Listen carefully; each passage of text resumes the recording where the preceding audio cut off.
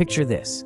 A single Viking ship could carry up to 60 warriors across treacherous seas to strike terror into the hearts of entire kingdoms.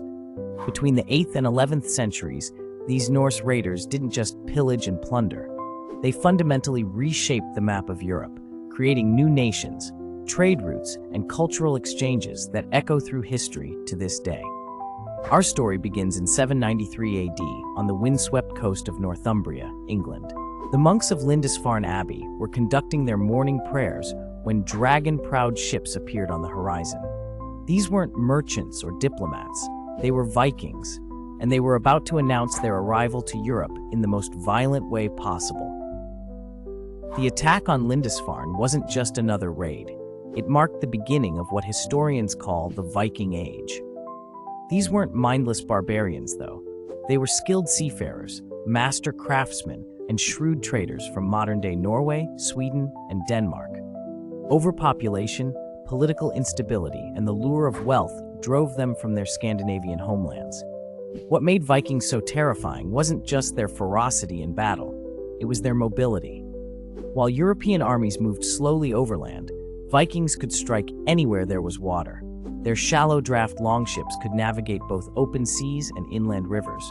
They'd appear without warning, strike fast, and vanish before defenders could organize.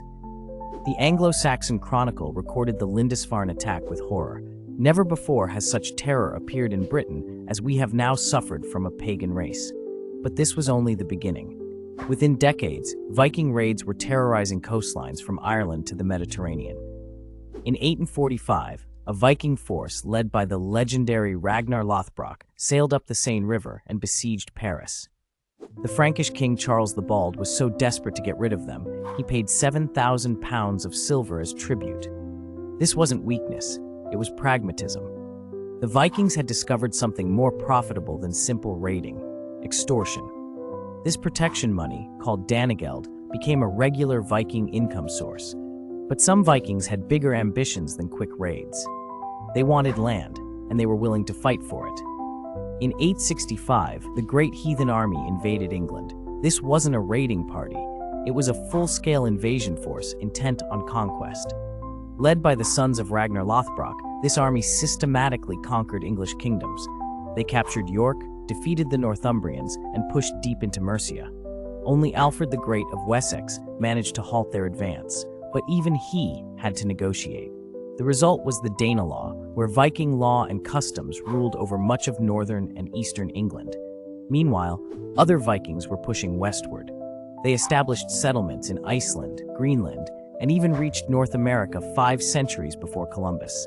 Eric the Red founded the first European settlement in Greenland around 985. His son, Leif Erikson, established Vinland in what's now Newfoundland.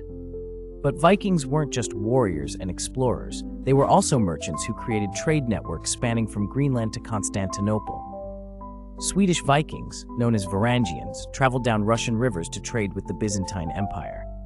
They established trading posts that became major cities like Novgorod and Kiev. The Vikings' impact on European language is still visible today. English words like skull, skin, sky, knife, and husband all come from Old Norse. Place names ending in by, thorp, and by Thwaite mark areas of Viking settlement. Even days of the week honor Norse gods. Tuesday through Friday commemorate Tyr, Odin, Thor, and Frigg. In France, Vikings established the Duchy of Normandy in 911. Duke Rollo, a Viking chieftain, received this land from the French king in exchange for protecting France from other Viking raids. Rollo's descendants would later conquer England in 1066, proving that Viking influence extended far beyond the Viking Age itself. Viking society was more complex than popular culture suggests. While raiding brought prestige and wealth, most Vikings were farmers, craftsmen, and traders. Their society was surprisingly egalitarian for its time. Women enjoyed more rights than in most medieval societies. They could own property, request divorces, and some even became warriors, known as shield maidens. Viking religious beliefs were equally fascinating. They worshipped a pantheon of gods led by Odin, the All-Father. They believed warriors who died in battle would feast in Valhalla. But as Vikings settled in Christian lands, many converted to Christianity, blending Norse and Christian traditions in unique ways. The Viking expansion wasn't just about conquest. It facilitated massive cultural exchange. Vikings brought Scandinavian art, technology, and legal concepts to their new territories. They also absorbed local customs, creating hybrid cultures that enriched medieval Europe. Viking craftsmanship was exceptional. They were master metalworkers, creating intricate jewelry and weapons. Their ships were engineering marvels, perfectly designed for their dual role as warships and cargo vessels. Archaeological discoveries continue revealing the sophistication of Viking society. By the 11th century, the Viking Age was ending. Scandinavian kingdoms were consolidating under Christian monarchs.